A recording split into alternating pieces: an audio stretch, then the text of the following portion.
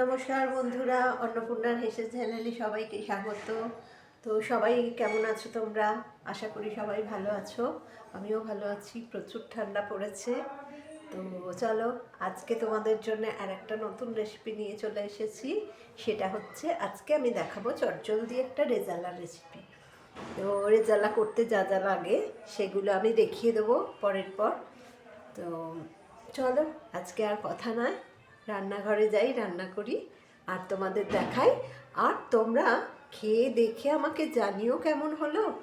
আর আমার ফেসবুক পেজটা যদি তোমাদের ভালো লাগে রান্না, তাহলে আমার ফেসবুক পেজটা ফলো করো আরও ভালো ভালো রান্না পেতে। আর রান্নাগুলো লাইক করো, শেয়ার করো, আর ইউটিউব চ্যানেলটা সাবস্ক্রাইব করে দিও। তো চলো তোমাদের দেখাই রেজালা কী করে করে, আমি কি করে করি।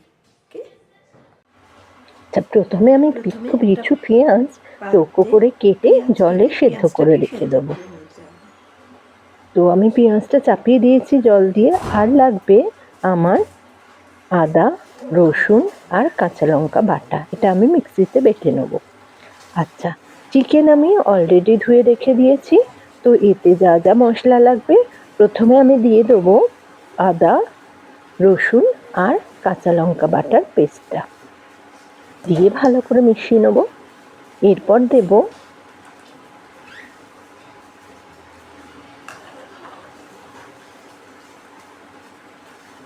ভালো করে মিশিয়ে নিলাম আদা, কাঁচা লঙ্কা আর রসুনের পেস্টটা। এবার আমি একটা ছাঁকনিতে কিছুটা টক দই নিয়ে ওটাকে ছেঁকে আমি দিয়ে দেবো। তারপরে দেব আমার সেদ্ধ করা পেঁয়াজগুলো। আমি মিক্সি জারে তুলে নেবো, নিয়ে ওটাকে বেটে একটা পেস্ট করে আমি আবার ওই ছাঁকনিতে ছেঁকে মাংসর মধ্যে মিশিয়ে দেব।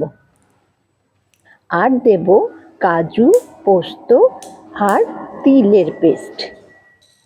এটা আমি করে রাখবো। আর কিছু মশলা লাগবে, সেটা হচ্ছে দারচিনি, লবঙ্গ, এটা মাংসের মধ্যেই আমি দিয়ে দেবো।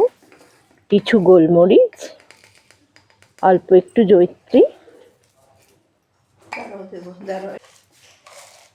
এলাচ, ছোট এলাচ, তেজপাতা, আচ্ছা কিছু গোলমরিচ,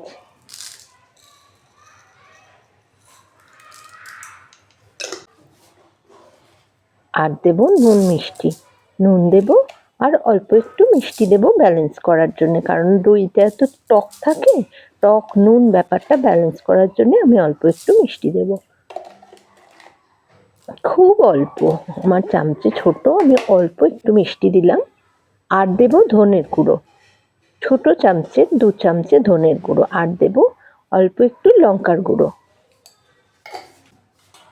এবার আমি ওই পেঁয়াজটাকে ছেঁকে নেব, ছাঁকনিতে ছেঁকে। এবার ভালো করে ম্যারিনেট করে রাখবো আমি মাংসটাকে। এছাড়া দিয়ে দেবো কিছুটা ঘি, দিয়ে আমি ভালো করে মেখে নেব। আর দিয়ে দেবো কাজু, তিল আর পোস্তর পেস্টটা দিয়ে ভালো করে আমি মিশিয়ে নেব। নিয়ে এটাকে কিছুক্ষণ ম্যারিনেট করে আমি রেখে দেব। আচ্ছা, এটা মিশিয়ে রাখার পর আমি কড়া বসিয়ে দেবো গ্যাসে। এবার দিয়ে দেবো ঘি, 1 চামচের মতো ঘি দিয়ে দেবো, কারণ আমি অলরেডি মাংসে ঘি লাগিয়েছি, ঘি মেখেছি ম্যারিনেট করার সময়।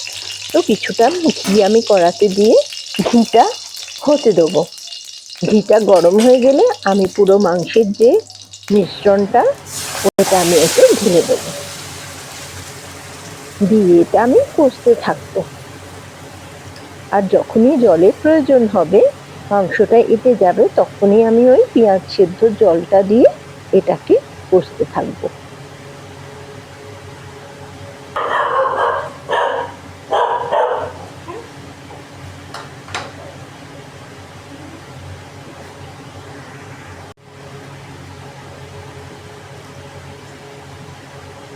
একটু একটু করে পেঁয়াজ সেদ্ধ জল দেব আর জিনিসটাকে কষতে থাকবো। রেজালা খুব বেশি ঘন হবে না, একটু ঘি বেরিয়ে যাবে। তেল তো দিইনি, ঘি দিয়েছি, তো সাইড দিয়ে ঘি বেরিয়ে যাবে আর একটু হালকা পাতলা মতো হবে। তো দেখো আমার মোটামুটি ঘি বেরিয়ে এসছে। এবার আমি দিয়ে দেবো কিছুটা কেওড়ার জল। অনেকে সেন্টও দেয়। আচ্ছা, অনেকে সেন্টও দেওয়া, অনেকে নাই যে সেন্টও দেওয়া যায়, কিন্তু আমি সেন্ট দিইনি, মানে মিঠা আতর যেটাকে বলে। তো আমি কেওড়ার জল দিয়েছি। তো অলরেডি আমার মাংস তো রেডি। এবার আর একটা পদ্ধতি যেটা করতে হবে, কড়াইতে আমি আরো কিছুটা তেল নিয়ে নেবো, ঘি নিয়ে নেবো। ঘিয়ের মধ্যে আমি গোল গোল করে পেঁয়াজ কেটে রেখেছি, সেই পেঁয়াজগুলো হালকা করে ভেজে নেব। ভেজে নেওয়া মানে একদম লাল না, জাস্ট একটু অল্প নরম হবে। তো পেঁয়াজগুলো দিয়ে আমি একটু নরম করে নেব। এতে মাখনা দেওয়া যায়, কিন্তু আমি মাখনা দিইনি, এর সঙ্গে মাখনা দিয়ে এটা ভাজতে হয়। তো আমি শুধু পেঁয়াজটাই ভেজে এবার এই ভাজা পেঁয়াজটা আমি ওই মাংসের মধ্যে ছড়িয়ে দেবো। তো দেখো আমার রেজালা রেডি। এবার খেতে দেওয়ার পালা।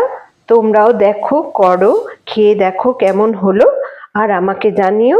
তো আজকে চলো এই পর্যন্ত, আবার নতুন রেসিপি নিয়ে দেখা হবে। তো আজকের মতো টাটা।